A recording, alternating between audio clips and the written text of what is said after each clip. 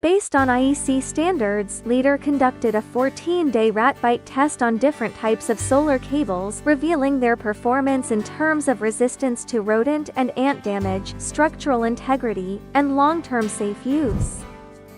The sheath and insulation of the IEC standard solar cable were severely gnawed, exposing large areas of conductor, posing a serious safety hazard and failing the test.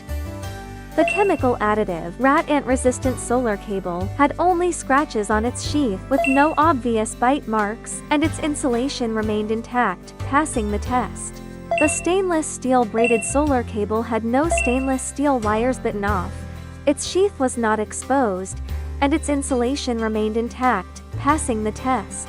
The nylon-protected solar cable had its sheath bitten, but its nylon layer remained intact, demonstrating the high strength of nylon and its ability to effectively resist bite. The insulation remained intact, passing the test and demonstrating good ant-resistant performance. The 14-day rat bite test results show that Leader's various rat and ant-resistant solar cable samples, with varying structural and protective designs, all demonstrated excellent resistance to bites, particularly effective protection against chemical additive, the stainless steel braid, and the nylon protective layer.